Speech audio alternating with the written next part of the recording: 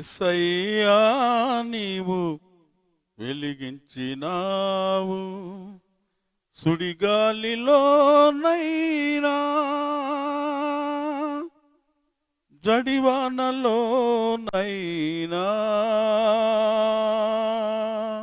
ఆరిపోదులే నీవు వెలిగించిన దీపము. నీవు వెలిగించిన దీపము, నీవు వెలిగించిన దీపము, నా దీపము యేసయ్యా నీవు వెలిగించినావు, సుడిగాలిలోనైనా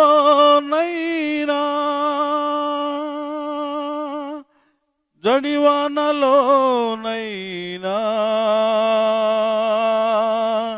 ఆరిపోదులే నీవు వెలిగించిన దీపము, నీవు వెలిగించిన దీపము, నీవు వెలిగించిన దీపము, నా దీపము యేసయ్యా నీవు వెలిగించినావు. ఆరని దీపమై దేదీప్యమానమై నా హృదయ కోవెలపై నీ పాద తోరణమై, ఆరని దీపమై దేదీప్యమానమై నా హృదయ కోవిలపై నీ పాద తోరణమై చేశావు పండుగా, వెలిశావు నిండుగా, చేశావు పండుగా, వెలిగావు నిండుగా, నా దీపము యేసయ్యా నీవు వెలిగించినావు, సుడిగాలిలోనైనా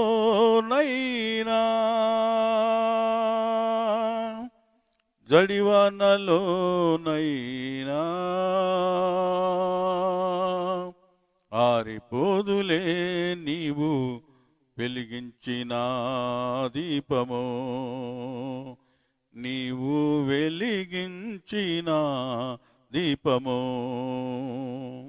నీవు వెలిగించిన దీపము, నా దీపము యేసయ్యా నీవు వెలిగించినావు. మారని నీ కృప నన్ను వీడనన్నది, పరమానవడిలోనా సేద తీర్చుచున్నది, మారని నీ కృప నన్ను వీడనన్నది,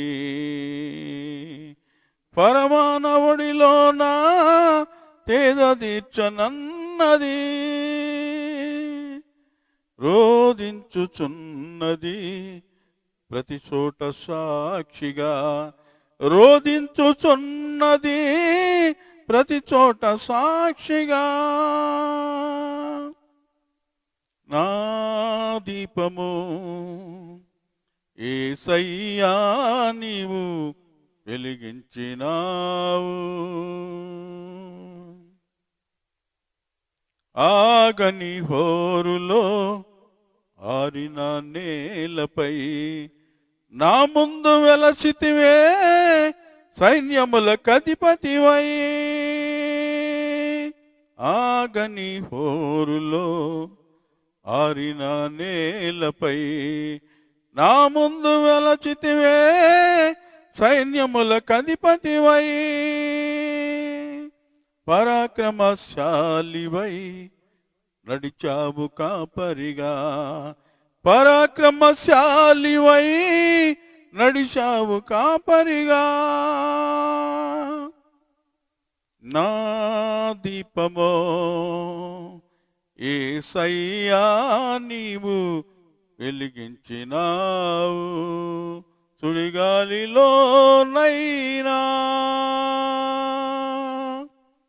జడివానలోనైనా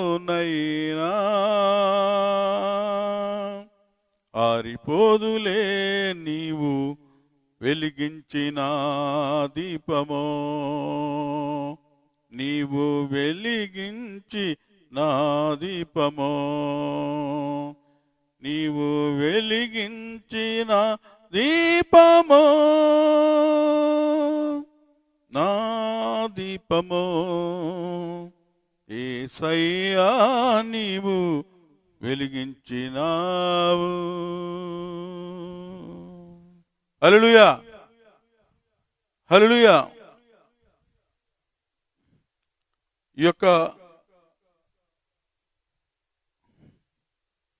యెహోవా నిసి, ది చర్చ్ ఆఫ్ యెహోవా నిసి సంఘం నుంచి రిలే అవుతున్న ఈ లైవ్ టెలికాస్ట్ వీక్షిస్తున్న మా యొక్క విశ్వాసులందరికీ కూడా, విశ్వాసేతరులకు కూడా ప్రభువైన యేసుక్రీస్తు నామములో మీ అందరికి కూడా వందనాలు చెల్లిస్తున్నామండి. హల్లెలూయా. ఈరోజు మరి ఈ ఎపిసోడ్లో దేవుడు అన్యాయం చేయుట అసంభవము అనే అంశం మీద ప్రభు మీతో మాట్లాడబోతూ ఉన్నాడు. హల్లెలూయా. ప్రభు ఆత్మతో మీతో మాట్లాడబోతూ ఉన్నాడు. హల్లెలూయా. ముందుగా ప్రార్థన చేసుకుందాం. మహాగణుడా, పరిశుద్ధుడా, జీవం గల దేవా, జీవాధిపతి, మా తండ్రి అయిన యేసు నీకు వందనం స్తోత్రం చెల్లిస్తున్నాం. నిన్న నిరంతరం ఎక్కరితిగోనోడా మారని మార్పులేని దేవా ప్రభువా నీకే వందనం. ఇదిగో నాయన ప్రభా, నీ దాసుని సిలువు సాటును మరపరుచుకుని నీ బలమైన వర్తమానం ప్రభా నాయన ఇదిగో తండ్రి మరి నీవే నీ బిడ్డలతో వెలువరించమని మాట్లాడమని, వెలువరించబడిన ప్రతి మాట కూడా వారి హృదయంలో నీరు గట్టి ఫలింప చేయమని, 30 అంతలు 60 100 ఫలింప చేయమని యేసు క్రీస్తు వారి పరిశుద్ధ నామములో అడుగుచున్నాం తండ్రి. ఆమేన్ ఆమేన్. ప్రియమైన సహోదర సహోదరులారా, ఈ రోజున మనం వెలువరిస్తున్న అంశం మరి ఇక్కడ చూసినట్లయితే మరి దేవుడు అన్యాయస్తుడు, దేవుడు అన్యాయస్తుడా, దేవుడు అన్యాయం చేయుట అసంభవము అని బైబిల్ లేఖనాలు కొన్ని మనం చదువుకుందాం. దేవుని యొక్క ఉద్దేశాన్ని మనం తెలుసుకుందాం. హల్లెలూయా. యోబు గ్రంథం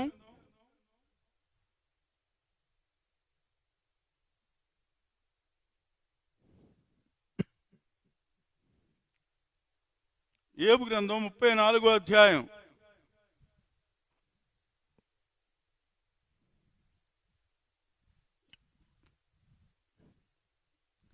10 నుంచి 14 వచనాలు మనం 14 వచనాల వరకు మనం చదువుకుందాం. యోబు గ్రంథం 34వ అధ్యాయం 10 నుంచి 12 వచనాలు మనం చదువుకుందాం. విజ్ఞానము గల మనుష్యులారా, నా మాట ఆలకించుడి. దేవుడు అన్యాయము చేయుట అసంభవము, సర్వశక్తుడు దుష్కార్యము చేయుట అసంభవము. నరుల క్రియలకు తగినట్టుగా ఫలము ఆయన వారికిచ్చును. అందరికీ వారి వారి మార్గములను బట్టి వారికి ఫలమిచ్చును. దేవుడు ఏమాత్రమును దుష్కార్యము చేయడు. సర్వశక్తుడు న్యాయము తప్పడు. హల్లెలూయా. ప్రియమైన సహోదరులారా, సహోదరులా, ఇక్కడ మరి ఇక వచ్చిన మరి విధానం చూసినట్లయితే మరి చాలా మంది కష్టం వచ్చినప్పుడు, శోధనలు వచ్చినప్పుడు, అనేక మరి నష్టాలు కలిగినప్పుడు, మరణాలు వచ్చినప్పుడు కలిగినప్పుడు మరి దేవుణ్ణి సహజంగా నిందిస్తూ ఉంటారు. దేవుడు నాకు అన్యాయం చేశాడని. ఇక్కడ ప్రియమైన సహోదరులారా, మరి ఇక్కడ మరి దేవుని యొక్క మరి స్వభావం చూసినట్లయితే దానికి మరి ఇక్కడ విరుద్ధంగా చెప్పబడుతుంది. దేవుడు అన్యాయం చేయుట అసంభవం అని ఇక్కడ మరి దేవుని వాక్యం చెప్పబడుతుంది. హల్లెలూయా, హల్లెలూయా. ప్రియమైన సహోదరులారా, ఇక్కడ చూసినట్లయితే మరి 10 నుంచి 12 వచనాలు చూసినట్లయితే, యోబు గ్రంథం 34, 10, 12 చూసినట్లయితే, 10 నుంచి 12 వచనాలు చూసినట్లయితే, దేవుడు ఏమాత్రమును దుష్కార్యము చేయుడు, సర్వశక్తుడు, న్యాయము తప్పుడంట. ఎవడైనా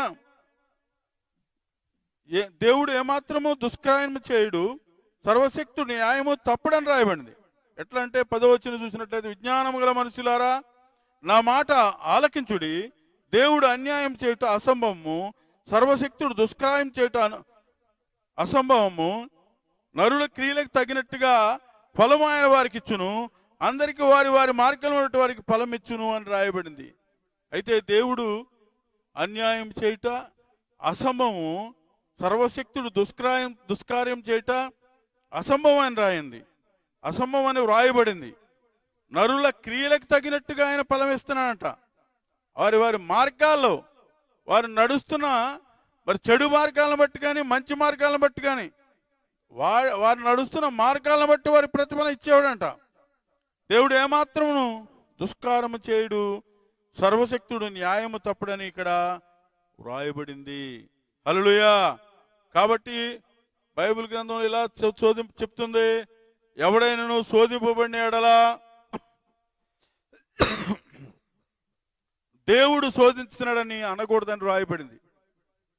తన స్వకీయ దురాశలతో మరులు కల్పబడి మరి అతను శోధింపబడతాడని చెప్పేసి రాయబడింది.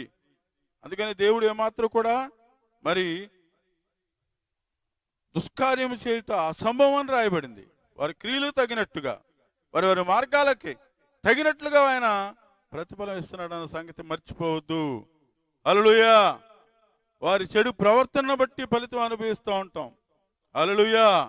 మరి ప్రియమైన సహోదరు అందే మరి యోబు గ్రంథం 33, 18 నుంచి 24 వరకు చదువు. హల్లెలూయా. 33వ అధ్యాయం 18 నుంచి 24 వరకు.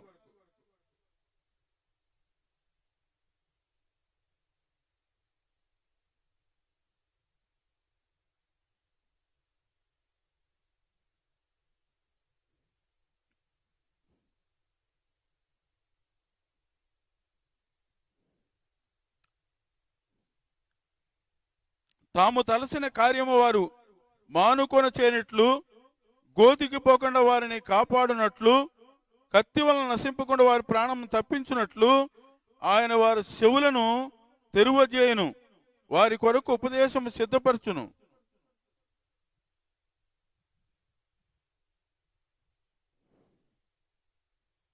వ్యాధి చేత మంతమెక్కుట వలనను, ఒకని ఎముకలకుల్లో ఎడతెగని నొప్పులు కలుగుట వలనను వాడు శిక్షణమునందును. రొట్టెయు రుచిగల ఆహారము వానికి అసహ్యమగును, వాని శరీర మాంసం క్షీణించిపోయి వికారమగును. బయటికి కనపడకుండా ఎముకలు పైకి పొడుచుకుని వచ్చును. వాడు సమాధికి సమీపించును, వాని ప్రాణమును సంహారకుల యొద్దకు సమీపించును. నరులకు యుక్తమైనదో ఏదో దానిని వానికి తెలియజేయుటకు వేలాది దూతలలో గనుడకొకడు వానికి మధ్యవర్తి అయి ఉండినడలా దేవుడు వాని అందు కరుణ చూపి పాతాళంలోనికి దిగి వెళ్లకుండా వానిని విడిపింపుము, ప్రాయచిత్తము నాకు దొరికనని సెలవిచ్చును. హల్లెలూయా. హల్లెలూయా. ఇక్కడ చూసినట్లయితే ప్రియమైన సహోదరులారా, ఎందుకంటే మరి నరులందరూ కూడా తను ఏదో కార్యం మరి చేయాలనుకున్నప్పుడు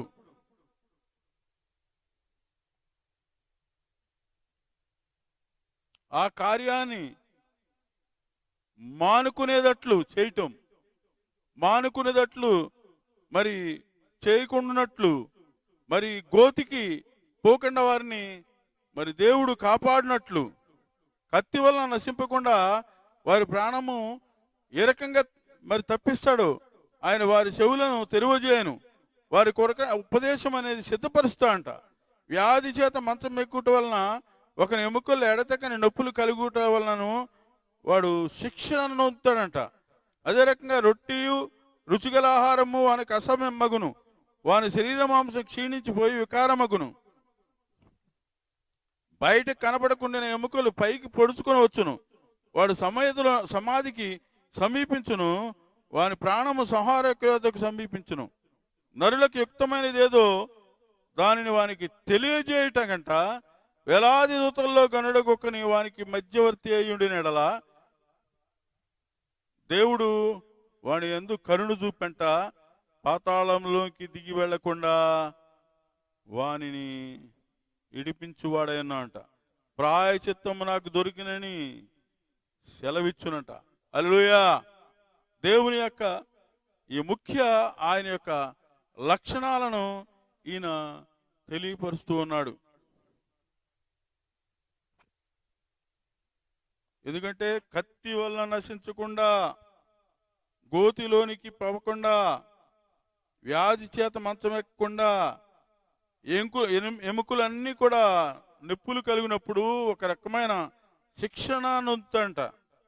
రొట్టె రుచిగల ఆహారము వానికి అసమగును, శరీర మాంసము క్షీణించిపోయి వికారమగును, బయట కనపడకుండా ఎముకలు పైకి పొడుచుకొని వచ్చును, వాడు సమాధికి సమీపించును, వాడి ప్రాణం సంహార యుద్ధకు సమీపించును. నల్లకు యుక్తమైనదేదో దానిని వారికి తెలియజేయటకంట. వేలాది దూతల్లో గనుడొకడు వానికి మధ్యవర్తి అయి ఉండిన ఎడల దేవుని వాని యందు కరుణ చూపి పాతాళంలోనికి దిగిపోకుండా వాని విడిపింపు ప్రాయచిత్తము నాకు దొరికినని సెలవిచ్చును అని ఇక్కడ వ్రాయబడిన. ప్రియమైన సహోదరరా, దేవుడు అన్యాయం చేయుట అసంభవం. ఆయన మనని మరణం నుంచి కాపాడేవాడు, ఆయన కత్తి నుంచి నశించకుండా కాపాడేవాడు, ఆయన గోతులోని పోకుండా కాపాడేవాడు ఆయన. మన శరీరం క్షీణించినప్పటికీ మన ప్రాణం సంహారుల యుద్ధకు సమీపించినప్పటికీ నరులకు యుక్తమైనదేదో దానిని ఆయన తెలియజేస్తాడంట. వేలాది దూతల్లో గనుడొకడు వానికి మధ్యవర్తి అండి నల్ల దేవుడు వాడిని కరుణ చూపి పాతాళంలోనికి దిగి వెళ్లకుండా వానిని విడిపిస్తాడంట. ప్రాయచిత్తము దొరికినని సెలవిచ్చును అని రాయబడింది.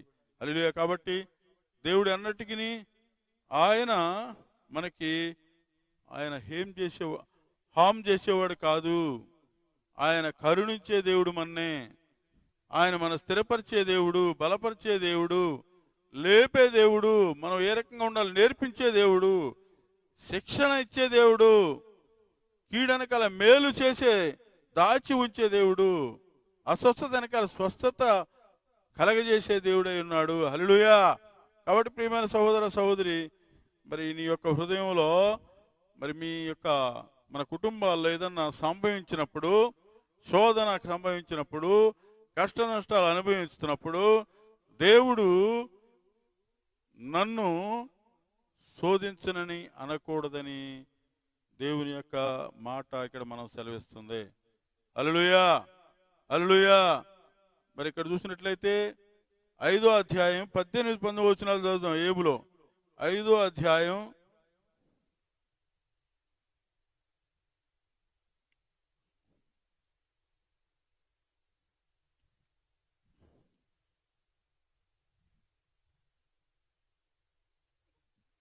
18-19 వచనాలు. ఏబు గ్రంథం 5వ అధ్యాయం 18-19 వచనాలు చదువు. ఆయన గాయపరిచి గాయమును కట్టును, ఆయన గాయము చేయును, ఆయన చేతులే స్వస్థపరచును, 6 బాధల్లో నుండి ఆయన నిన్ను విడిపించును, 7 బాధలు కలిగినను నీకు ఏ కీడును తగలదు. ప్రియమైన సహోదర సహోదరి, నీవు జీవిత గమ్యంలో దేవుని నమ్ముకుని, దేవుని ఎరిగి నువ్వు తప్పు మార్గంలో నడుస్తున్నప్పుడు దేవుడు నిన్ను శిక్షిస్తాడన్నమాట వాస్తవము. దేవుడు నిన్ను గద్దిస్తాడన్నమాట వాస్తవము. కాబట్టి దేవుడు నీకు అన్యాయం చేస్తాడన్నమాట అసంభవం. అది దేవుడు అన్యాయం చేయుట అసంభవము, ఎన్నటికి కూడా ఆయన చేయుడు. అందుకని ఇక్కడ అంటున్నాడు, మరి దేవుడు గద్దించు మనుష్యుడు ధన్యుడు అంటున్నాడు. హల్లెలూయా. కాబట్టి సర్వశక్తుడు దేవుని శిక్షణను తృణీకరింపకము. సర్వశక్తులకు దేవుని శిక్షను మనం తృణీకరించకూడదంట. దాన్ని వహించాలి, భరించాలి. మనం తప్పు చేసిన వారైతే దేవుడి దగ్గర ఒప్పుకోవాలి. ఆయన గాయపరిచి గాయములు కట్టంట. ఆయన గాయము చేయను, ఆయన చేతులే స్వస్థపరుస్తాయి అంట. 6 బాధల్లో నుండి ఆయన నిన్ను విడిపించును, 7 బాధలు కలిగినను నీకు ఏ కేడును తగలదు అంటున్నాడు. హల్లెలూయా.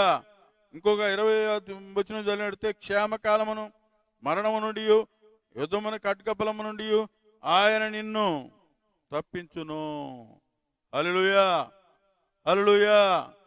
అదే చూడండి ప్రియమైన సహోదర సహోదరి, 9, 11, 12 వచనాలు కూడా ఒకసారి చదువుకుందాం మనం. 9వ అధ్యాయం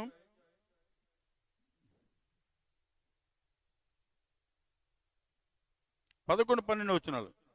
ఇదిగో ఆయన నా సమీపమున నడిచిపోచున్నాడు, కానీ నేను ఆయనను కనుగొనలేదు. నా చెరువను పోచున్నాడు, కానీ ఆయన నాకు కనబడడు. ఆయన పట్టుకొని పోగా ఆయన అడ్డగింపగల వాడెవడు? నీవేమి చేయుచున్నావని ఆయనను అడుగదగిన వాడెవడు అంటున్నాడు. హల్లెలూయా. ఆయన సర్వానికి అధిపతి, ఆయన నీ సృష్టికర్త అయిన దేవుడు, సర్వశక్తిమంతుడు, ఆయన మహోన్నతుడైన దేవుడు. యోబు ఈ రకంగా అంటున్నాడు, ఇదిగో ఆయన నా సమీపన నడిచిపోతున్నాడు, నేను ఆయనను కనుగొనలేను అంటున్నాడు. దేవుడు మనని ముందర వెనక కూడా ఆవరించున్నా అంట. మన సమీపముగానే వెళ్తున్నా అంట. ఆయన మనతోనే ఉన్నాడంట, ఆయనలోనే మనం ఉన్నా అంట, ఆయనలోనే చెలిస్తున్నామంట, ఆయనలోనే నిద్రిస్తున్నామంట. ఇది జ్ఞాపకం చేసుకో ప్రియమైన సహోదర సహోదరి. ఆయన యొక్క నరుల మార్గాల మీద ఆయన కనుదృష్టి సంచారం చేస్తుందంట. ఆయనకి ఈ ప్రపంచంలో మరుగైన స్థలం అనేది లేదంట. ఈ మాటలు వింటున్న ప్రియమైన తల్లి, చెల్లి, మరి నువ్వు ఏ రకంగా మరి దేవుడు అన్యాయం చేశాడని చెప్పేసి అనగలవో ఒకసారి చెప్పండి. ఆయన సమీపాన నడిచి వెళ్తున్నాడంట. ఆయన మరి ఆయన్ని చూడలేమో అంటున్నాడు యోబు. మరి చూసినట్లయితే మరి ఆయన కనుగొనలేమంటున్నాడు యోబు.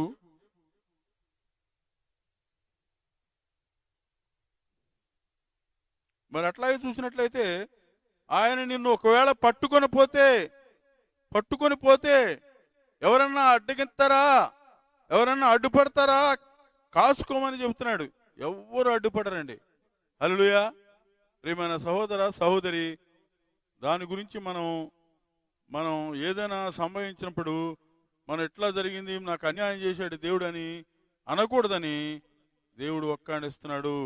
నిజంగా ఒకవేళ ఆయన నిన్ను పట్టుకెళ్తే, ఎవరైనా పట్టుకుపోతే ఎవరన్నా ఆపుతారా అని అంటున్నాడు. దేవుని యొక్క మహాశక్తిని అక్కడ తెలియపరుస్తూ ఉన్నాడు. మానవుని యొక్క అక్రమాన్ని తెలియపరుస్తూ ఉన్నాడు, మానవ యొక్క దోషాలను తెలియపరుస్తూ ఉన్నాడు, తప్పిదాలను తెలియపరుస్తూ ఉన్నాడు. అయినప్పటికీ దేవుడు అన్యాయం చేయుట అసంభవం అని యోబు చెబుతూ ఉన్నాడు. హల్లెలూయా. మనం కేవలం ఆయన చేతిలో ఉన్నామని, ఆయన మన క్రియలను బట్టి ఆయన భూమి మీద నుంచి కొట్టివేస్తే, తీసివేస్తే, పట్టుకెళితే నువ్వేమన్నా ఆపగలవా అని చెప్పేసి మనకు తెలియపరుస్తున్నాడు. హల్లెలూయా, హల్లెలూయా. ప్రియమైన తల్లి, చెల్లి, మరి నువ్వేమన్నా ఆపగలరా? ఎవ్వరూ ఆపలేము. అందుకని ప్రియమైన సహోదరులారా, మనం దేవుని బాప్తిస్మం తీసుకుని మనం పరిశుద్ధంగా జీవించాలని దేవుడు చెప్తున్నాడు. ఆయన యొక్క స్వరూప స్వభావంలోకి మనం రావాలని చెప్తున్నాడు. ఆయన గుణగణాలు కలిగి ఉండాలని దేవుడు కోరుకుంటాడు. ఆయన కంచెలో మాత్రమే ఉండాలని ఆయన ఆజ్ఞ దాటిపోకూడదని కోరుకుంటున్నాడు. మరి ఆయన సర్వశక్తిమంతుడు గనక ఆయన నిన్ను భూమి నుంచి తీసుకొని పోవచ్చు.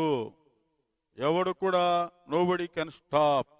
ఎవరు ఆపగలిగే సామర్థ్యం దేవునికి ఉన్న ఎదుర్కొనగలిగే సామర్థ్యం ఎవరికి నరులకు లేదని ఇక్కడ యోబు ఒక్కాణిస్తున్నాడు.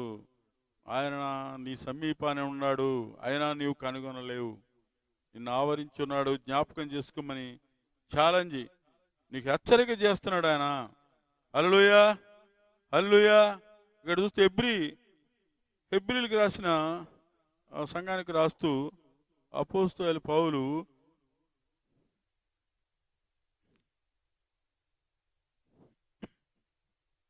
12వ అధ్యాయం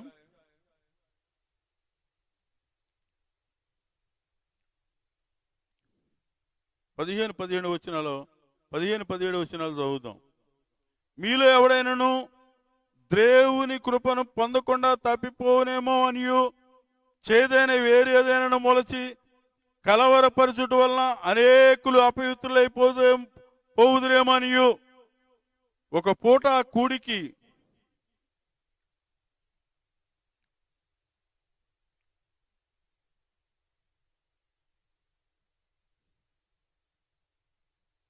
కూటి కొరకు తన జ్యేష్ఠత్వపు హక్కును అమ్మివేసిన ఏశావు లాంటి భ్రష్టుడైనను వ్యభిచారైన ఉండునేమో అనియు జాగ్రత్తగా చూసుకొనుడి. ఏశావు ఆ తర్వాత ఆశీర్వాదం పొందగోరి కన్నీళ్లు విడిచుచు దానికోసం శ్రద్ధతో వెతికినను మారు మనసు పొందని అవకాశం దొరకక విసర్జింపబడినని మీరు ఎరుగుదురు. హల్లెలూయా, హల్లెలూయా. మరి ఇక్కడ చూసిన ప్రియమైన సహోదరులారా, దేవుడికి మనతో మాట్లాడుతున్నాడు. మీలో ఎవరికైనా మరి దేవుని కృప పొందకుండా, మరి కృపను ఆయన కృపకు యోగ్యులు కాకుండా, మరి ఏదైనా వేరు ఏదైనా మీలో ఉందేమో మొలసి కలవరపరచుట వలన అనేకులు అపవిత్రులై పోతున్నారేమో ఒకసారి చూసుకోమంటున్నాడు. ఓ పూట కూటి కొరకు మరి తన జ్యేష్ఠత్వపు హక్కును అమ్మివేసిన ఏశావు వంటి భ్రష్టుడైనను వ్యభిచారైన ఉండునేమో అనియు మనం జాగ్రత్తగా చూసుకోవాలని హెచ్చరిక చేస్తున్నాడు. హల్లెలూయా.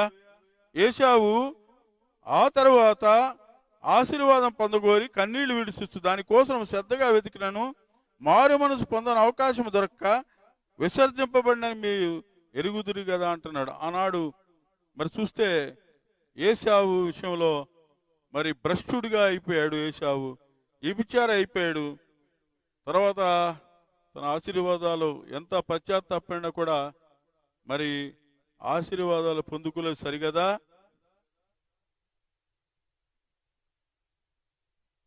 దేవుని చేత విసర్జింపబడిన వాడుగా శాపగ్రస్తుడిగా ఉన్నాడని జ్ఞాపకం చేసుకోమని మనకి జ్ఞాపకం చేస్తూ ఉన్నారు. హల్లెలూయా, హల్లెలూయా.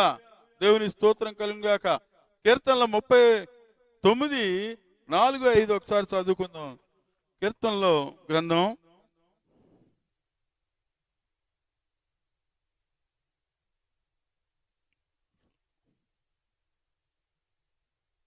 39:4-5 ఒకసారి చదువుకుందాం.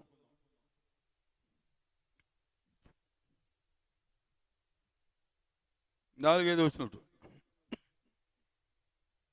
ఇక్కడ చూడండి. 4-5 వచనాల్లో యెహోవా నా అంతము ఎట్లుంటున్నది, నా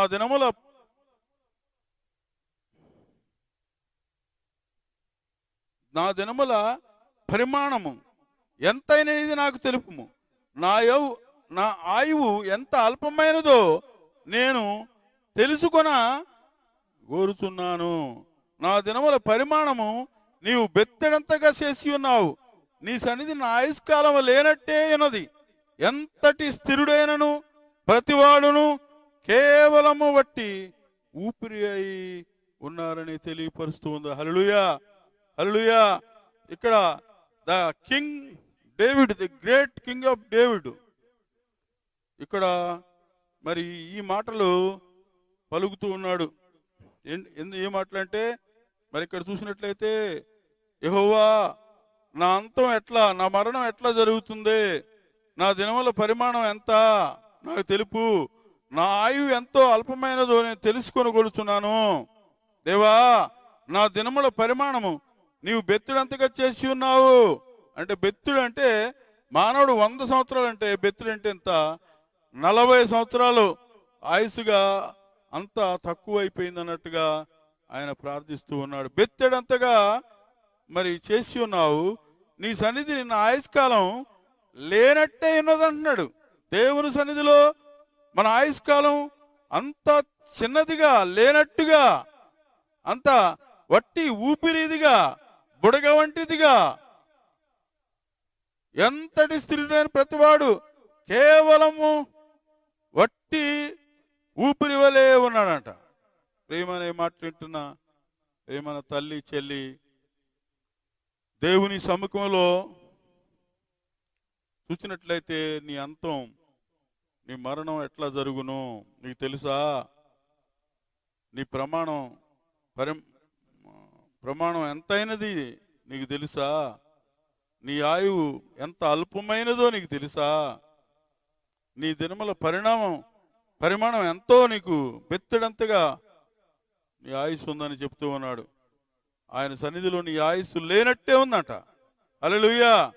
ఈ మాటలు వింటున్న ప్రియమైన తల్లి చెల్లి, మరి ఇలాంటి ఆయుస్సు గురించి నువ్వు ఏ రకంగా భూమి మీద ప్రవర్తిస్తున్నావు, ఏ రకంగా అనేకులకి ఇబ్బందులు కలిగిస్తున్నావు, అనేకుల్ని దూషిస్తున్నావు, అనేకుల్ని అవసరమైతే చంపడానికి కూడా సిద్ధమవుతున్నావు, నువ్వు జ్ఞాపకం చేసుకో. దేనికి? నిత్య నరకానికి మాత్రమే తెలియపరుస్తుంది. మరి నీకున్న ఆ దినముల ప్రమాణాన్ని బట్టి, నీ ఆయువు ఎంత అల్పమైన దానిని బట్టి, నీ దినముల పరిమాణం ఎట్లా బెత్తిడిగా అంతగా ఉందంట. నీ ఆయుష్కాలం లేనట్టే ఉంది. ఎంతటి స్థిరుడైనా కూడా ఊపిరి వంటి వాడే అని దేవుడు చెప్తున్నాడు. మరి ఏ రకంగా ఉన్నావు? ఈ హృదయాన్ని మార్చుకొని దేవునికి యోగ్యంగా బ్రతుకుతావా? ఒకసారి జ్ఞాపకం చేసుకోమని దేవుడు కోరుతూ ఉన్నాడు. చూడండి, 1 కొరింథీ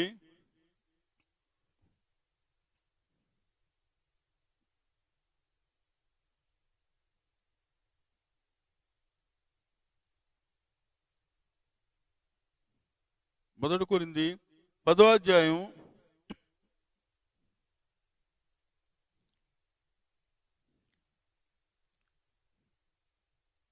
13వ వచనం ఒకసారి చదువుకుందాం. సాధారణముగా మనుష్యులకు కలుగు శోధన తప్ప మరి ఏది మీకు సంభవింపలేదు. దేవుడు నమ్మదగిన వాడు, మీరు సహింపనంతకంటే ఎక్కువగా ఆయన మిమ్మల్ని శోధింపనీయడు.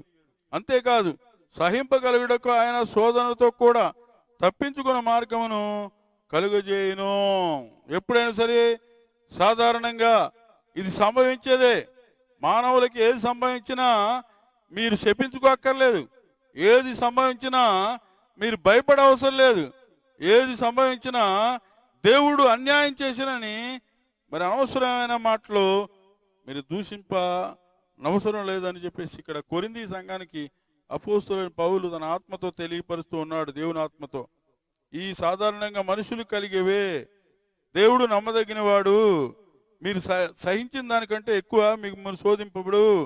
సహించుటకు ఆయన శోధనతో కూడా తప్పించుకునే మార్గాన్ని ఇస్తాడని అపోస్తలుడైన పౌలు ఇక్కడ మీకు తెలియపరుస్తూ ఉన్నాడు. హల్లెలూయా. చూడండి, ఇక్కడ ప్రియమైన సహోదరులు 9-10 వచనాలు కూడా మనొకసారి చదువుదాం. 9-10. మనము ప్రభువును శోధింపగలము, వారిలో కొందరు శోధించి సర్పము వలన నశించిరి. మీరు సణుకుకుడి, వారిలో కొందరు సణిగి సంహారకుని చేత నశించిరంట.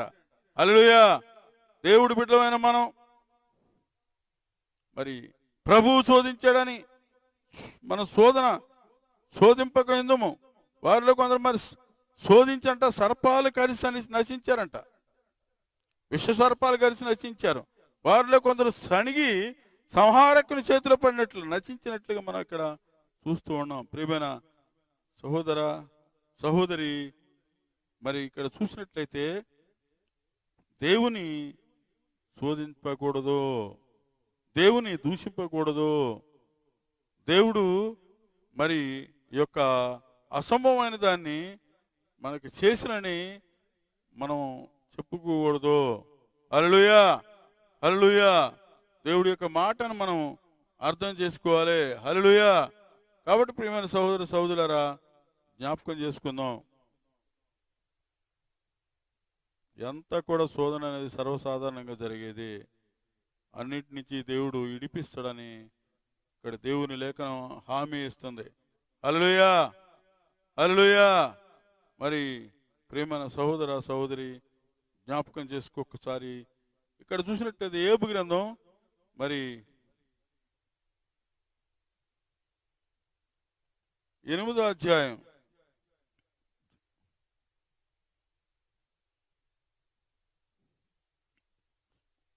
ఒక మాట చూసినట్లయితే ఇక్కడ 5వ వచనంలో, నీవు జాగ్రత్తగా దేవుని వెతికిన ఎడల, సర్వశక్తులకు దేవుని బ్రతిమాలుకున్న ఎడల, నీవు పవిత్రుడివై యథార్థవంతుడివైన ఎడల, నిశ్చయముగా ఆయన నీ యందు శ్రద్ధ నిలిపి నీ నీతికి తగినట్టుగా నీ నివాస స్థలము వర్తింపజేయను. ఆయన జాగ్రత్తగా వెతకాలి. వెతకడమే కాదు, నువ్వు పవిత్రంగా ఉండాలి, ఎతికేటప్పుడు యథార్థంగా ఉండాలి. అప్పుడు దేవుడు నీ యొక్క నీతికి తగినట్టు మరి నివాస స్థలాన్ని వృద్ధిల్లు చేయను అని చెప్పేసి వ్రాయబడి ఉన్నవి. ఆ రకంగా ఉన్నట్లయితే 7వ వచనం, అప్పుడు నీ స్థితి మొదట కొద్దిగా నుండినను తుదకు మహాభివృద్ధి కలగజేయనని రాయబడింది. ఈ రోజున ప్రియమైన తల్లి చెల్లి, దేవుడిని నమ్మిన తర్వాత నువ్వు ఏ రకంగా యథార్థంగా ఉంటున్నావు, ఏ రకంగా పవిత్రంగా ఉంటున్నావు, ఏ రకంగా మరి దేవుడు అంటే శ్రద్ధ నిలుపుతున్నావా, నీతిగా బతుకుతున్నావా, పవిత్రంగా ఉంటున్నావా, మరి పరిశుద్ధంగా ఉంటున్నావా? ఇది జరిగిస్తేనే మాత్రమే దేవుడు నీ నీతికి తగినట్టుగా నివాస స్థలాన్ని బిడ్డలను కూడా వర్ధిల్ల చేస్తానని చెప్తూ ఉన్నాడు. హల్లెలూయా, హల్లెలూయా. మరి ఇక్కడ చూసినట్లయితే ప్రియమైన సహోదర సహోదర, 1 సమూయేలు 15:22 ఒకసారి చూద్దాం. 1 సమూయేలు 15:22 వచనం మనం ఒకసారి చదువుకున్నాం.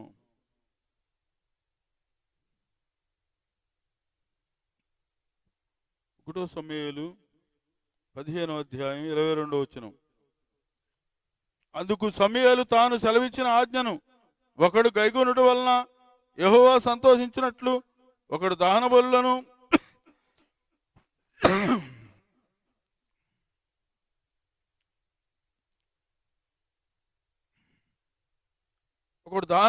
బలులను అర్పించుట వలన ఆయన సంతోషించునా? ఆలోచించుము. బలులు అర్పించుడు కంటే ఆజ్ఞను గైకొంటియు, పొట్టేలు క్రొవ్వు అర్పించుడు కంటే మాట వినుటియు శ్రేష్టము. హల్లెలూయా. తిరుగుబాటు చేయుట, సోది చెప్పుట నేను పాపంతో సమానము. మూర్ఖతను అక్కపరచుట, మాయా విగ్రహము గృహదేవతలను పూజించుటతో సమానము అంటున్నాడు. హల్లెలూయా. కాబట్టి ఇక్కడ సమూయేలు చెప్తున్నాడు, మన సౌలుతో చెప్తూ ఉన్నాడు. ఎందుకంటే ఆయన సెలవిచ్చిన మాట గైకుంటం కన్నా మరి బలులు అర్పించడం ఎక్కువ ఆయనకి సంతోషం కాదంట. ఆయన ఆజ్ఞను గైకోవటం కన్నా పొట్టేళ్ళని అర్పించడం ఆయన సంతోషం కాదంట. మనం ఆయన మాట వెంటనే బహుశ్రేష్టమని రాయబడింది. ప్రియమైన తల్లి చెల్లి సంఘానికి వస్తూ ఉండవచ్చు, మంచి స్థితిలో ఉండి కానుకలు ఇవ్వచ్చు, కానీ ఏమి ఇచ్చినప్పటికి కూడా నువ్వు మరి యథార్థంగా ఉండకపోతే, మరి నీవు ఆయన మాట వినకపోయినట్లయితే, మాట ప్రకారం నడవకపోయినట్లయితే దేవుడు మరి నిన్ను విశ్వసిస్తాడని జ్ఞాపకం చేసుకో.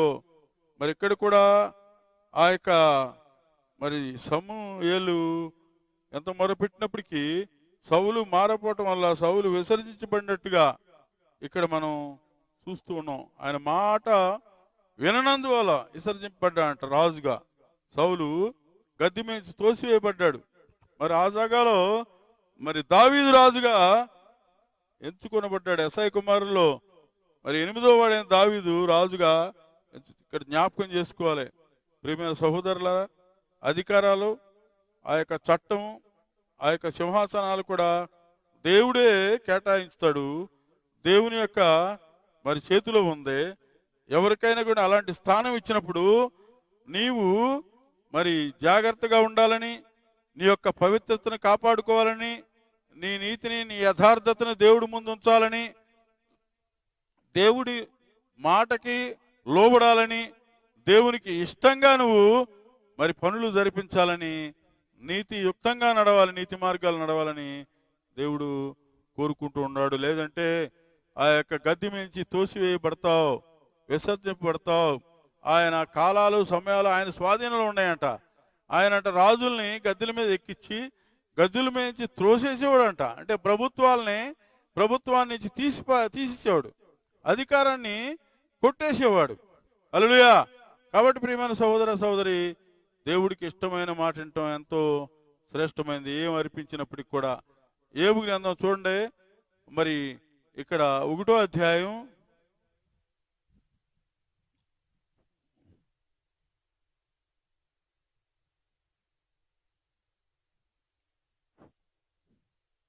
ఇక్కడ చూస్తే 1వ అధ్యాయం 1వ వచనం చూసినట్టయితే, ఊజు దేశమునందు ఏబు అని ఒక మనుషుడు ఉండెను. అతను యథార్థవర్తనుడు, న్యాయవంతుడునై దేవుని యందు భయభక్తులు కలిగి చెడుతనమును విసర్జించిన వాడంట. హల్లెలూయా, హల్లెలూయా. విసర్జించిన వాడు అని రాయబడి ఉంది. ఆయన ఎటువంటి వాడంట? ఏబు అతను యథార్థవర్తనుడంట, న్యాయవంతుడంట, దేవుని యందు భయభక్తులు కలిగిన వాడంట, చెడుతనమును విసర్జించిన వాడని రాయబడింది. హల్లెలూయా.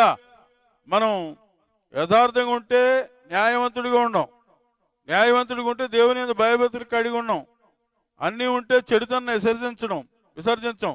ఇక్కడ చూస్తే 4 లక్షణాలు కలిగి ఉన్నాడు. అన్ని లక్షణాలు 100కు 100 ఏబు నీతిమంతుడు కనపడుతున్నాడు దేవుడికి. హల్లెలూయా. మరి ఇక్కడ చూసినట్టు 4, 5 అంత మాత్రమే కాదు, అతని కుమారులందరూ వంతుల చొప్పున అనుదినము ఒకరినొకరు తమ తమ ఇండ్లలో విందు చేయనై కూడినప్పుడు తమ 3 అక్క చెల్లెండ్రు తనతో కలిసి అనపానములు పుచ్చుకొనవలని వారిని పిలిపించుచూ వచ్చిరి. హల్లెలూయా. ఎందుకంటే వారి విందు దినమున పూర్తిగాక ఏబు తన కుమారులు పాపం చేసి తన హృదయములలో దేవుని దూషింతురేమో అని వారిని పిలువనమ్మించి వారి పవిత్రపరిచి అరుణోదయమును లేచి వారిలో ఒక్కొక్కరి నిమిత్తము దహన బలి నర్పించుచు ఏబు నిత్యము అలాగూ చేయుచుండెను. హల్లెలూయా. అంత మాత్రం కాదు, ఆ కుమారులు మరి ఆ కుమార్తెల్ని మరి వాళ్ళందరినీ కూడా కూడగట్టుకుని మరి అన్నపానాలు పుచ్చుకునే ముందు మరి వాళ్ళు ఎక్కడ హృదయంలో పాపాలు చేసి దూషిస్తారేమో దేవుణ్ణి అని చెప్పేసి ప్రతి వారి నిమిత్తం కూడా పేరు వరుసన దహన బలులు ఏబు నిత్యం అర్పించేవాడని ఇక్కడ వ్రాయబడి ఉంది. అందరూ కూడా పరిశుద్ధులుగా ఉండేవాళ్ళంట. హల్లెలూయా, హల్లెలూయా, హల్లెలూయా. దేవుని స్తోత్రం కలుగుగాక. మరి ఇక్కడ మరొక మాట చదువుకుందాం. మరి 1:6-12 వచనాలు కూడా చదువుకుందాం. మరి హల్లెలూయా. ఇక్కడ చూసినట్టయితే మరి దేవదూతలు 6వ వచనం 1వ అధ్యాయం ఏబు. దేవదూతలు యెహోవా సన్నిధిని నిలుచుటకై వచ్చిన దినమొకడు తటస్థించెను. ఆ దినమున అపవాది ఎగువాడు వారితో కలిసి వచ్చెను. యెహోవా నీవు ఎక్కడి నుండి వచ్చితివని వారిని అడుగా అపవాది భూమి మీద ఇటు అటు తిరుగుతూ అందులో సంచారం చేయించు వచ్చిందని యెహోవాకు ప్రత్యుత్తరం ఇచ్చాను. అందుకు యెహోవా నీవు నా సేవకుడు అయిన ఏబు సంగతి ఆలోచించితివా?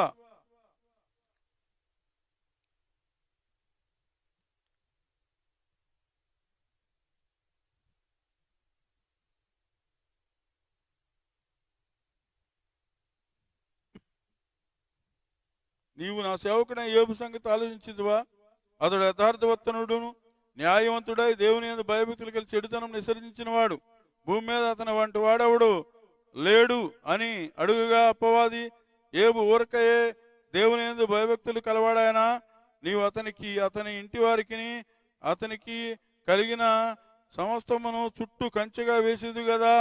నీవు అతని చేతి పనిని దీవించుట చేత అతని ఆస్తి దేశంలో బహు విస్తరించి ఉన్నది. ఇక్కడ చూసినట్లయితే మరి ఒక రోజు ఆ యొక్క పరలోక మరి పట్టణంలో గవినిలో మరి యొక్క అపవాది కూడా ప్రవేశించినప్పుడు, సాతాను ప్రవేశించినప్పుడు దేవుడు మరి ఎక్కడి నుంచి వస్తున్నావంటే భూమి మీద ఇటు అటు తిరుగుతూ వస్తున్నాను, ఒక్కడు నీతిమంతుడు ఒక్కడు కూడా లేడనప్పుడు దేవుడు ఏబుని చూయించి అలాగూ మరి ఆయనకి సాక్ష్యం చెబుతున్నాడు. అతను యథార్థవర్తనుడు, న్యాయవంతుడును, మరి చెడుతనం విసర్జించిన వాడని, దేవుడు యందు భయభక్తులు గలవాడని మరి అని సాక్ష్యం చెబుతుంటే మరి అక్కడ అతను మాట్లాడుతున్న మాట ఏంటంటే, మరి నిజానికి ఆ కౌంటర్ ఇస్తున్న మాట ఏంటంటే, మరి ఏబు ఊరికే భయభక్తులు కలిగి ఉన్నాడా? ఆయన నువ్వు విస్తరింపజేయలేదా, ఆశీర్వదింపలేదా, వారికి కంచిగా వేయలేదా? ఉట్టిగా ఉన్నాడా ఏబు? ఒకసారి ఆ కంచిని కొట్టేయి, అది తీసేయి, ఏబుకున్న వాటిలన్నీ నాకు అప్పచెప్పేసేయమన్నప్పుడు దేవుడు అతనికి హాని చేయొద్దని అపవాదికి సెలవీయగా మరి చూస్తే ఏబు యొక్క బిడ్డలు చనిపోతారు, పశువులు చనిపోతాయి. ఏబు మరి చాలా మరి అత్యున్నతమైన స్థితి నుంచి దిగజారిపోయే స్థితికి, పేదరికంలోకి వచ్చేస్తాడు, ఏమీ లేని స్థితికి వచ్చేస్తాడండి. హల్లెలూయా, హల్లెలూయా. మరి సాతాను చెప్పిన మాట ఏంటంటే, అన్నీ కలిగి ఉంటే అన్నీ కల్పించావు నువ్వు, అన్ని ఆశీర్వాదాలు దయచేసావు, అన్ని ఆశీర్వాదాలు ఇచ్చిన తర్వాత అతను ఎందుకు నిన్ను గణపరచడు అంటాడు. హల్లెలూయా. అవన్నీ కూడా తీసివేయడం జరిగింది. అయినప్పటికీ ఏబు తనలో ఏ మార్పు రాలేదు, దేవుని గణపరుస్తూనే అంతకంత గణపరుస్తూనే ఉన్నాడు. ఇంకా పైగా మరి నా తల్లి గర్భంలో నేను దిగంబరని ఇచ్చాను, దిగంబరిని అని వెళ్తాను, యెహోవా ఇచ్చను యెహోవా తీసుకొనెను అని చెప్పి సాక్ష్యం పలికినట్లుగా మనం చూస్తూ ఉన్నాం. ప్రేమైన తల్లి చెల్లి, అలాంటి కష్టం మనకు వస్తే మనం ఊరుకుంటామా? అలాంటి మరణాలు మరి రాజు అయ్యిండి సంభవిస్తే ఊరుకుంటామా? మరి ఎంతో ఆగ్రహం చెందుతాం, ఎంతో కోపం వస్తుంది, ఎంతో మరి అవసరమైతే యుద్ధానికి మనం అవతల యుద్ధం ప్రకటిస్తాం. ప్రేమైన తల్లి చెల్లి జ్ఞాపకం చేసుకోండి ఒకసారి. ఇక్కడైతే ఏమంటున్నాడు, మరి ఏబు ఆయన కనపరుస్తున్నాడు, తల్లి గర్భంలో వచ్చినాను, మరి నా తల్లి నన్ను గర్భంలో కందే కాబట్టి ఆయనే నాకు దిక్కని, మరి ఇక్కడ నేను దిగంబరినే ఇచ్చాను, దిగంబరిగానే వెళ్ళాలని, యెహోవా ఇచ్చిన యెహోవా తీసుకొనని గొప్ప మాట పలికినట్లుగా మనం చూస్తూ ఉన్నాం. 2:4-10 మరి అందులోనే ఏబు గ్రంథం 2:4-10 కూడా చదువుకుందాం. మరి అపవాది చర్మము కాపాడుకొనుటకై, చర్మము తన ప్రాణమును కాపాడుకొనుటకై తనకు కలిగిన యావత్తును నరుడిచ్చును కదా. ఇక్కడ చూసినట్లయితే మొదట దేవుడు కుమారులను, పశు సంపదను, ఉన్న ధాన్యాన్ని, తనకున్న సైన్యాన్ని, తనకున్న సమస్తం కూడా కొట్టివేశాడు. హల్లెలూయా. ఆయనను ఏబు తన నోటితో పాపం చేయలేదు.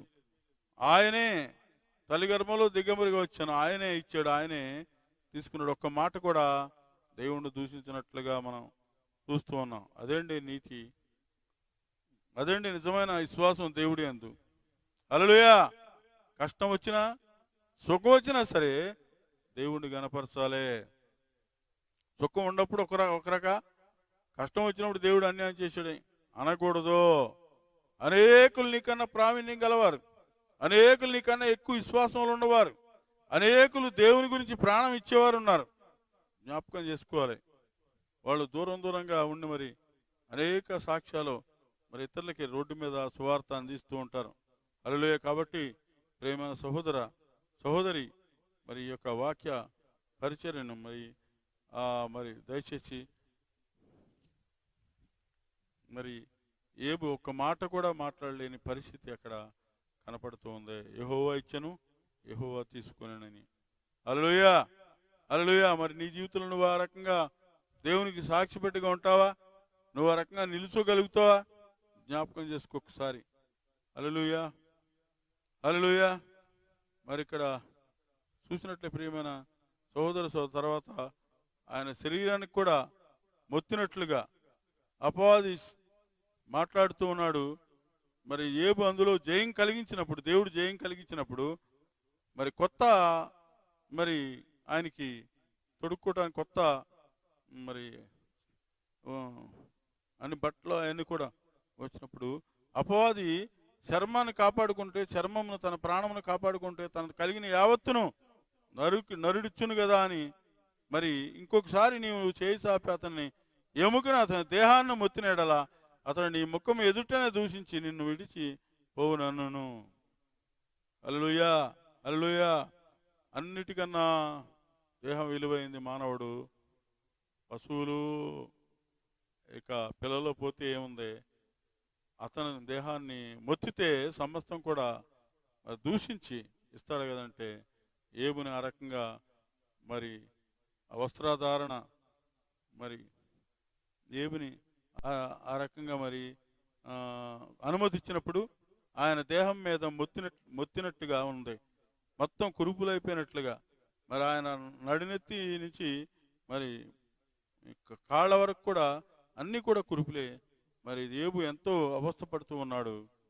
అయినప్పటికీ మరి చూసినట్లయితే మరి ఆ సమయంలో మరి ప్రియమైన సహోదరుల ఒక మాట కూడా ఏబు మరి దేవుడి గురించి మాట్లాడినట్టుగా మనం చూస్తూ ఉన్నాం. ఒక్క మాట కూడా అన్నట్టుగా చూస్తూ ఉన్నాం. అవసరమైతే పెద్ద అక్షరాలతో మరి ఈ యొక్క స్క్రిప్ట్ తీసుకుందాం. మరి దీన్ని చదివినట్టయితే మరి మీరు జ్ఞాపకం చేసుకున్నట్లయితే ఏబు భార్య దూషించి సరిపోమంటది. కానీ ఏబు అంటాడు, మూర్ఖులారు రాక మాట్లాడకు. ఆయన మేలు చేస్తే దేవుడు కాదా, కీడు చేస్తే దేవుడు కాదా? మేలు చేస్తేనే దేవుడా? మేలు చేసినా కీడు చేసినా ఆయనే దేవుడు. మనం ఉంచినా తీసేసినా ఆయనే దేవుడు అని ఏబు నోటి మాటతో కూడా మరి పాపం చేయలేదని ఇక్కడ బైబిల్ గ్రంథంలో మరి ఇక్కడ చూసినట్లయితే 2వ అధ్యాయంలో మరి వ్రాయబడింది ఇక్కడ. హల్లెలూయా, హల్లెలూయా. మరి ప్రియమైన సహోదర, మరి నీ పరిస్థితులు ఎలా ఉన్నాయి, నువ్వెలా ఉన్నావు? అదేవిధంగా దేవుడి సన్నిధిలో ఉండాలని దేవుడు కోరుకుంటూ ఉన్నాడు. హల్లెలూయా. మరి ప్రియమైన సహోదర, నువ్వు ఎలా ఉన్నావో జ్ఞాపకం చేసుకోవాలి ఒకసారి. హల్లెలూయా, హల్లెలూయా. మరి మరి చూసినట్లయితే ఇక్కడ మరి ఏబు ఒక్క మాట కూడా మాట్లాడలేదు. అతను మొత్తినప్పుడు శరీరం అంతా కురుపులు వచ్చినప్పుడు ముందు ఆస్తిపాస్తులు, సేవకులు, మరి ఆర్థిక పరిస్థితి చిన్నాభిన్నం అందరూ చనిపోయారు. రెండవసారి మళ్ళీ అదే విధిగా వస్తుంది. ఇప్పుడు ప్రార్థన మరి ఏ రకంగా ఏబు ఒక మాట కూడా మరి అక్కడ మరి దేవునికి వ్యతిరేకంగా మాట్లాడలేదు. ఇక్కడ మరి చూసినట్టయితే తన యొక్క భార్య అన్నప్పటికీ మూర్ఖురాలు మాట్లాడినట్లు నువ్వు మాట్లాడుతున్నావు. మనం దేవుళ్ళ మేలు అనుభవించదుమా, కీడును మనం అనుభవింప తగదా అనెను. ఈ సంగతుల్లో ఏ విషయమందును ఏబు నోటి మాటతోనైనను పాపము చేయలేదు అని రాయబడింది. హల్లెలూయా. అట్లా మనం కూడా మన జీవితాల్లో శోధనలు వచ్చినప్పుడు మరి దేవుడు అన్యాయం చేశాడని మనం అనకూడదు. ఏబు ఇక్కడ మరి పరీక్షలో మనకు ఉదాహరణగా ఏబు ఇక్కడ నిలబడ్డాడు. నోటి మాటతో కూడా ఆయన పాపం చేశా, మరి దేవుడు అన్యాయం చేశాడని చెప్పలేదు. హల్లెలూయా. మరి ఆయన యొక్క సంపదల మీద దేవుడు అనుమతి ఇచ్చినప్పుడు సాతాను అపవాది అయిన వాడు సర్వము నాశనం చేసేసాడు. ఆయన సంపదలు, ఆయన పశు సంపద, ఆయన పిల్లల్ని అందరిని కూడా మొత్తాడు, అందరినీ నాశనం చేశాడు. ఇక్కడ చూస్తే తన శరీరాన్ని కూడా పూర్తిగా నాశనం చేశాడు. అయినప్పటికీ ఏబంటున్న మాట ఏంటంటే, ఆయన మేలు చేస్తేనే మనం దేవుడు అవుతాడా, కీడు చేస్తే దేవుడు కదా? మేలు చేస్తేనే అనుభవించదగుదమా, కీడైతే అనుభవించదగమా? మూర్ఖురాలం లెక్క మాట్లాడకని అవన్న మాటకి, దేవుని దూషించి చనిపోవన్న మాటకి ఏబు మరి ఖచ్చితమైన సమాధానం అక్కడ ఇచ్చినట్లుగా మనం చెప్తూ ఉన్నాం. నోటి మాటతో కూడా ఆయన దేవుడిని దూషించినట్లుగా మనం చూస్తున్నాం. నా జీవితాలకు కూడా శోధన వచ్చినప్పుడు అలాగే మనం మరి మాట్లాడుతున్నామా? అలాగే పరీక్షగా నిలుస్తున్నామా? అలాగే మనం మరి దేవుడి సన్నిధిలో మరి యథార్థంగా నుంచుంటున్నావా? అంతేనా? దేవుడు అన్యాయం చేశాడని అంటున్నావా? కీచులాడుకుంటున్నావా? ఒకసారి ప్రియమైన దేవుడి బిడ్డగా జ్ఞాపకం చేసుకోమని నేను అడుగుతూ ఉన్నాను. హల్లెలూయా, హల్లెలూయా.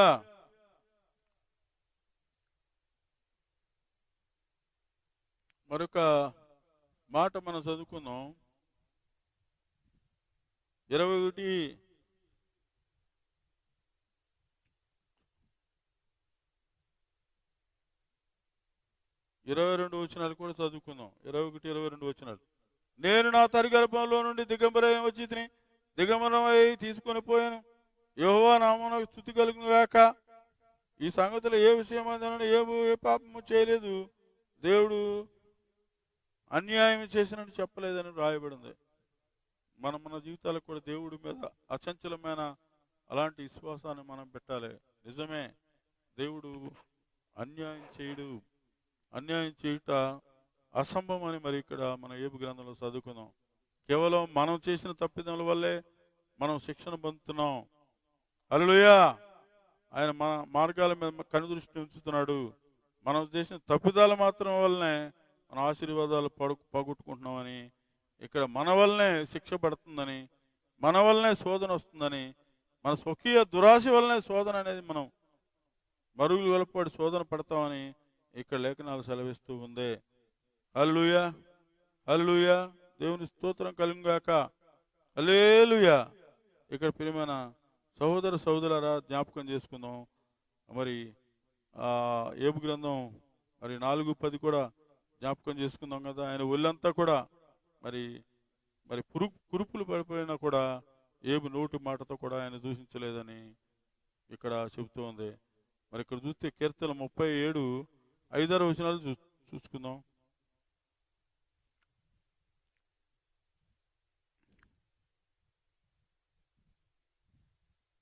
37, 5, 6 వచనాలు.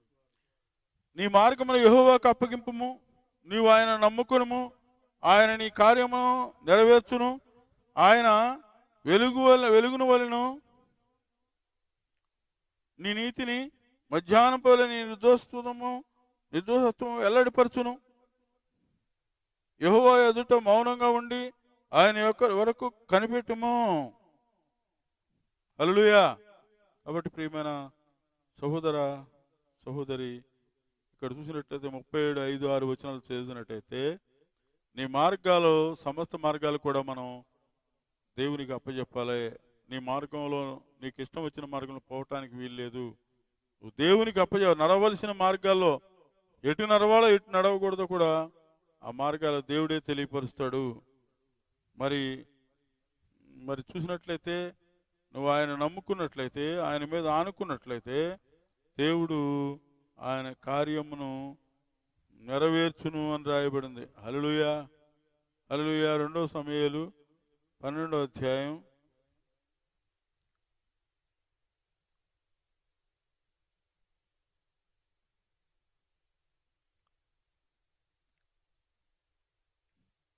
5 వచనం చదువుకుందాం.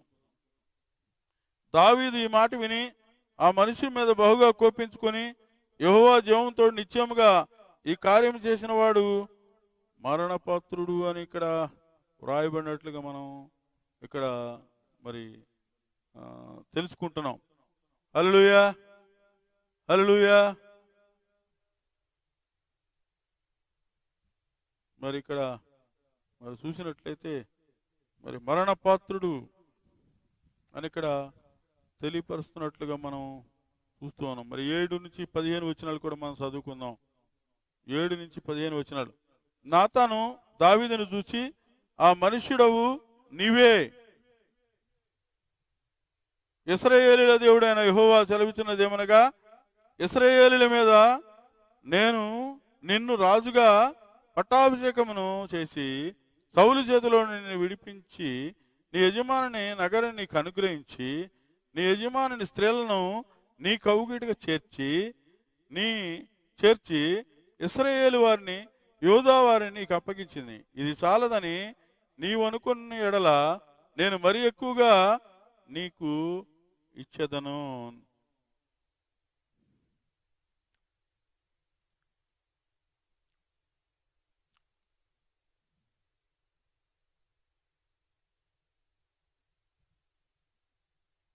నీకు ఇచ్చి ఎందును. ఇది చాలదని నీవు అనుకునే ఎడల మరి ఎక్కువగా నీకు ఇచ్చి ఎందును. నీ యెహోవా మాటను తృణీకరించి ఆయన దృష్టికి చెడుతనం చేసిదు గనక ఇత్తీయుడగు ఉరియాను కత్తి చేత సంపించి అతని భార్యను నీకు భార్య ఎగ్గినట్లు నీవు పట్టుకుని ఉన్నావు. అమోనీయుల చేత నీవు అతని సంపించిది కదా. నీవు నన్ను లక్ష్యము చేయక ఇత్తీయుడగు ఉరియా భార్యను నీ భార్య ఎగినట్లు కొందు ఈ ఇంటివా తీసుకున్నందున నీ ఇంటి వారికి సదాకాలము యుద్ధము కలుగును.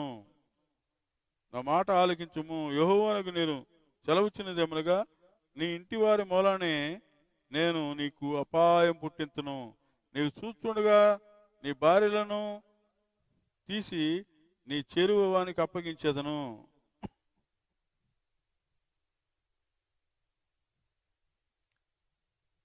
పగటేందు వాడు వారితో సేనించును.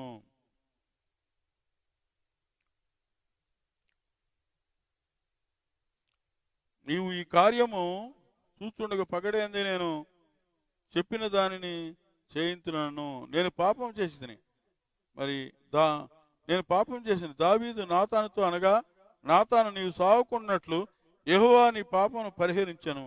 అయితే ఈ కార్యం వలన యెహోవాను దూషించుటకు నీవు శత్రువులకు గొప్ప హేతువుగా కలగజేసేది కనుక నీకు పుట్టిన బిడ్డ నిశ్చయముగా సత్తునని దావీదు చెప్పాను. ఇక్కడ ప్రియమైన సహోదరి, ఇక్కడ రాజు అయిన దావీదు చూసినట్లయితే యుద్ధం జరుగుతున్నప్పుడు వసంతకాలంన ఆయన యుద్ధ భూమిలోకి వెళ్లకుండా, సైనికులకు కావలసిన సలహాలు ఇవ్వకుండా అతను మిద్ది మీద తిరుగుతున్నప్పుడు ప్రక్కన ఎవరో ఒక స్త్రీ ఉరియా భార్య మరి ఇక్కడ స్నానం చేస్తున్నట్లుగా మనం చూస్తూ ఉన్నాం. ఆ యొక్క స్నానం చేసే స్త్రీని చూడటమే కాకుండా ఆ స్త్రీని తెప్పించుకుని ఉరియా భార్య అని తెలిసినప్పటికి కూడా మరి ఉరియాని యుద్ధరంగంలో పెట్టి చంపించి ఆమెని వశపరుచుకున్నట్లుగా మనం చూస్తూ ఉన్నాం. ముందుగానే వశపరుచుకున్నాడు. తర్వాత ఆయన గర్భవతి అయినప్పుడు ఆ యొక్క తప్పును కాయటానికి ఉరియాని కూడా మరి చంపించినట్లుగా మనం చూస్తూ ఉన్నాం. హల్లెలూయా. మరి తానే రాజు గనక నాతాను అనే ప్రవక్త ఆయన దగ్గరికి వచ్చి మరి ఇలా జరిగిందని చెప్పినప్పుడు, పరోక్షంగా చెప్పినప్పుడు మరి ఆయన అలా చేసిన వాడు మరణపాత్రుడని తనకు తానే శిక్ష విధించినట్లు మనం చూస్తున్నాం. మరి దేవుడైన యెహోవా అతను పుట్టిన సంతానాన్ని కూడా, ఆ యొక్క ఉరియా భార్య అయిన ఆమెకి పుట్టిన సంతానాన్ని కూడా మరి చంపేసినట్లుగా మనం చూస్తూ ఉన్నాం. మరి మొత్తినట్లుగా మనం చూస్తూ ఉన్నాం. ప్రియమైన సహోదరి, దేవుడు అన్నిటికీ పాపం చేయడు.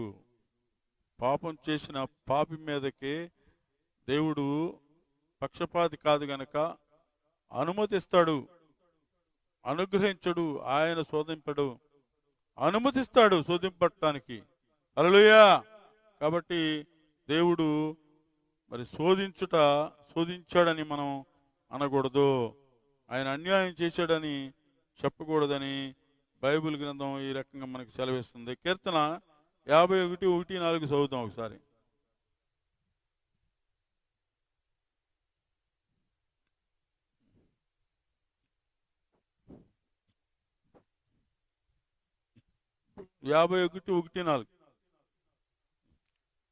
దావీదు మరి ఈ రకంగా చెప్తూ ఉన్నాడు. దేవా, నీ కృప చొప్పున నన్ను కరుణించుము, నీ వాత్సల్య బాహుళ్యం చొప్పున నా అతిక్రమములను తుడిచివేయము. ఆయన తప్పులను ఒప్పుకుంటున్నాడు, పశ్చాత్తాపడుతున్నాడు, కన్నీళ్లతో వేడుకుంటున్నాడు. అయ్యా దేవా, నా అతిక్రమం తుడిచివేయి, నీ వాత్సల్య బాహుళ్యంతో నన్ను కరుణించి, నీ కృపతో నన్ను కరుణించు అంటున్నాడు. నా దోషము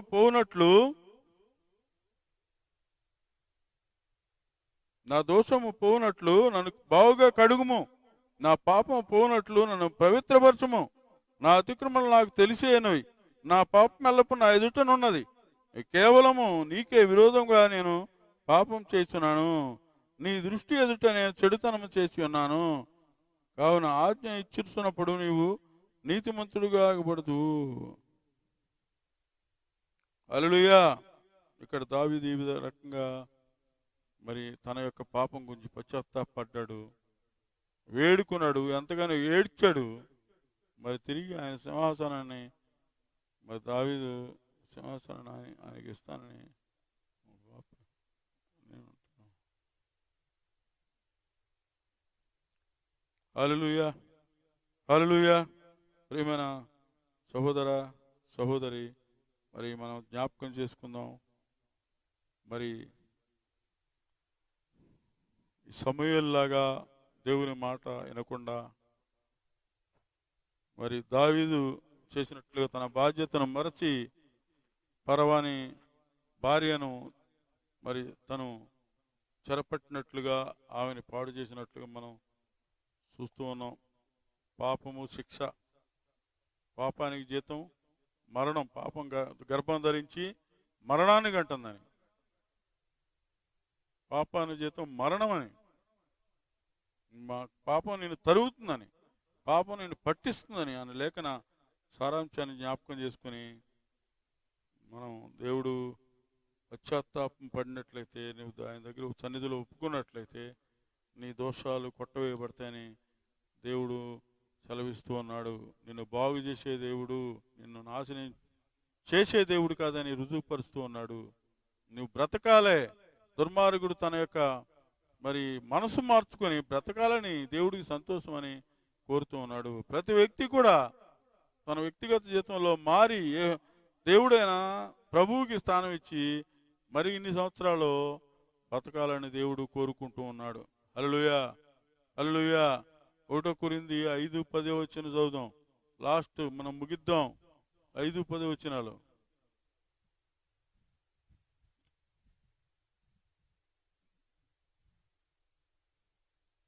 5వ అధ్యాయం 10వ వచనం.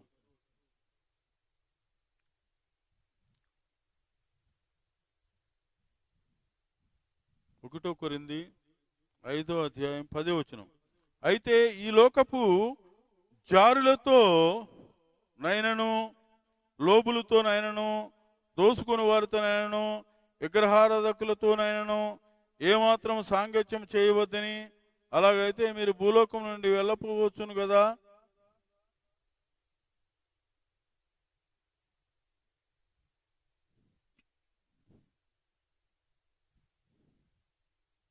హల్లెలూయా.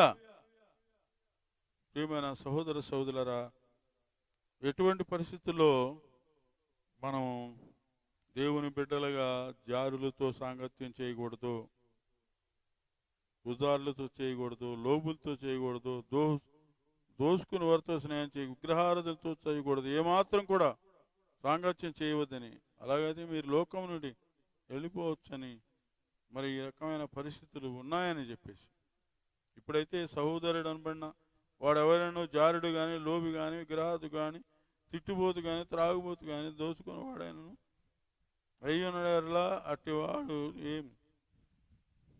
అట్టివానితో సాంగత్యం చేయకూడదు, భుజింపకూడదని మీకు వ్రాయిస్తున్నానని పనిచేస్తాను అని దేవుడు సెలవిస్తూ ఉన్నాడు. ప్రియమైన సహోదర సహోదరి, మరి ఆ రకంగా మరి నువ్వు ఉంటావా దేవునికి ఇష్టడుగా?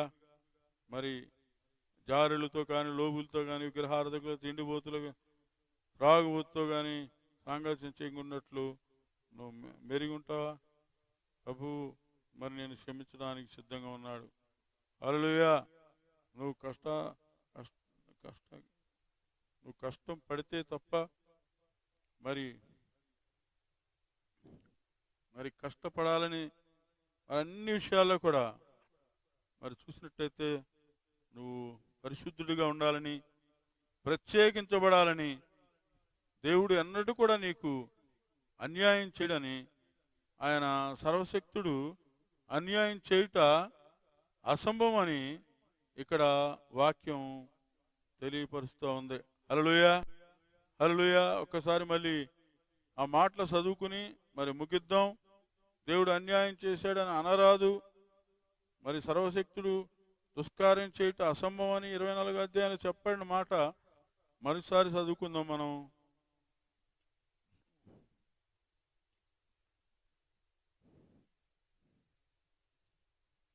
ఇక్కడ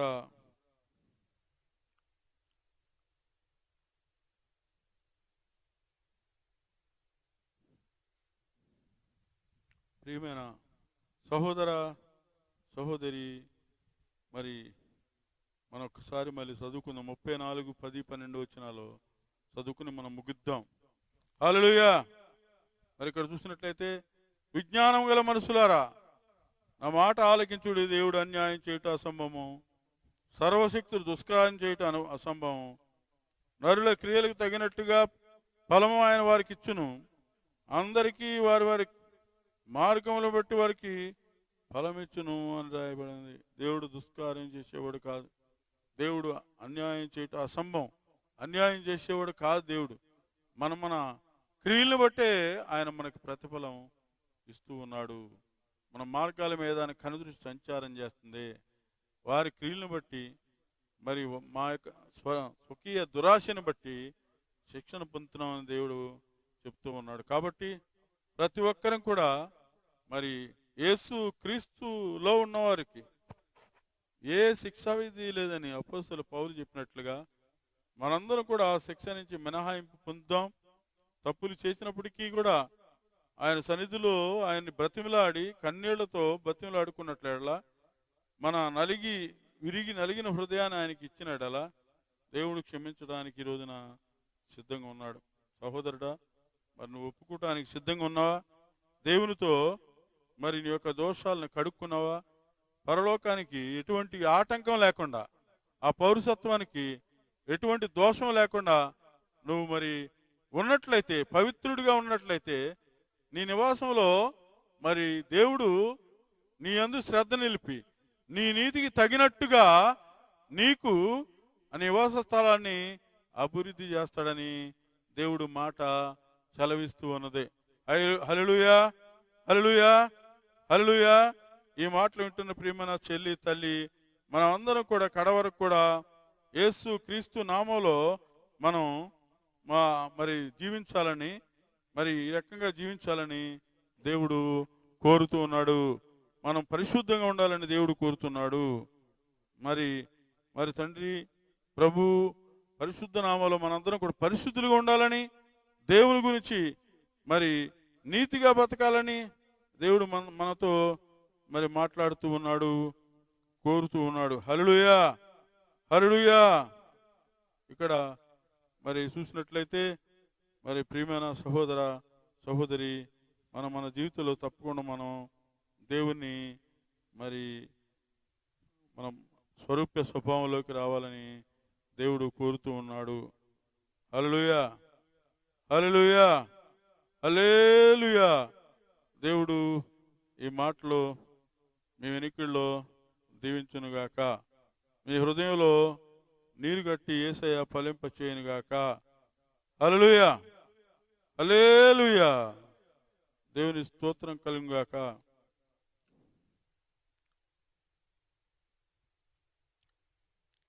ఏ చాటి లేని యేసుని ప్రేమ ఎప్పుడైనా రుచించినావా? ఇప్పుడైనా ఆశించిరావా? ఇప్పుడైనా ఆశించిరావా? ఏ చాటి లేని యేసుని ప్రేమ ఎప్పుడైనా రుచించినావా? ఇప్పుడైనా ఆశించిరావా? ఇప్పుడైనా ఆశించిరావా? నీ దేవుండెవరు? నీ పూజెవ్వరికి? నశించే వెండి బంగారాలకా? నీ దేవుండెవరు? నీ పూజెవ్వరికి? నశించే వెండి బంగారాలకా? నిజ దైవమెవరు? నీ రక్షకుడెవరు, నీవెన్నడైనా తలచావా, నీకున్ లోటెరిగినావా, నీకున్న లోటెరిగినావా.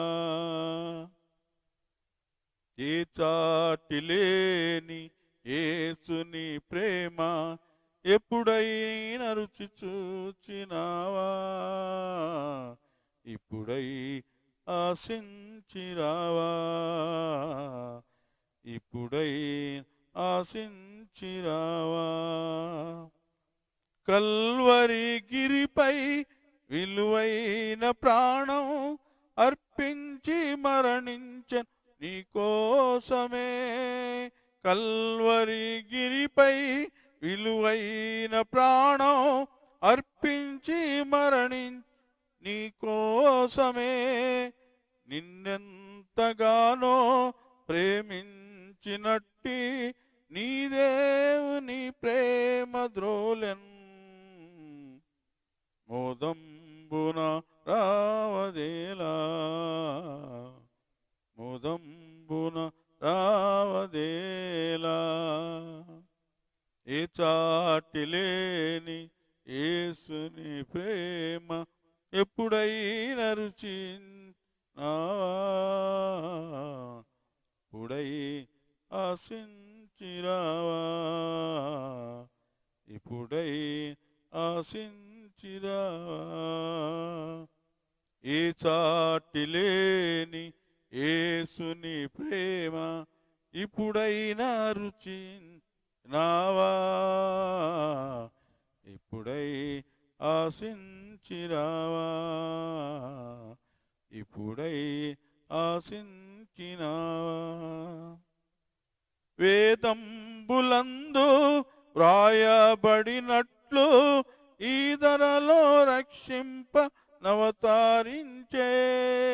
వేదంబులందు వ్రాయబడినట్లు ఈ ధరలో రక్షింప అవతారించే. బలియాగమైన ప్రభుయేసులా, బలియాగమైన ప్రభుయేసుగాక మరియెవరైనా గలరా, మనసా యోచింపరారా. మరి బలియాగమైన ప్రభుయేసులాగా మరియెవరైనా గలరా, మనసార్ యోచింపరారా, మనసార్ యోచింపరారా. ఏ చాటిలేని యేసుని ప్రేమ ఇప్పుడైనా రుచించినావా, ఇప్పుడై ఆశించి.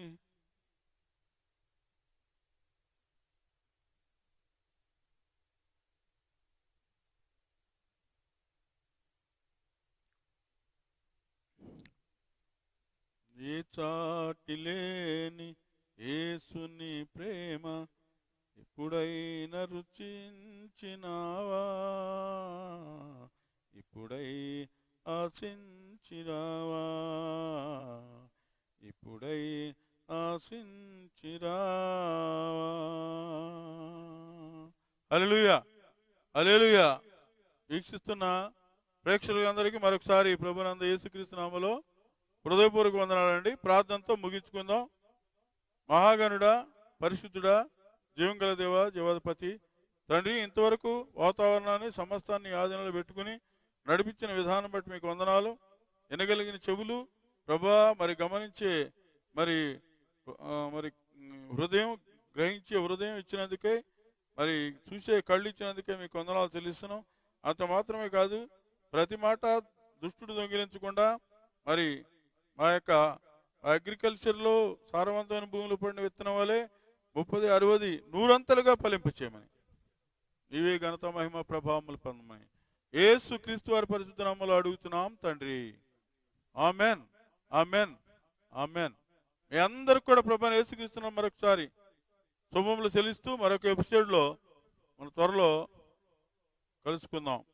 అంతవరకు సెలవు. ఆమెన్. ఆమెన్.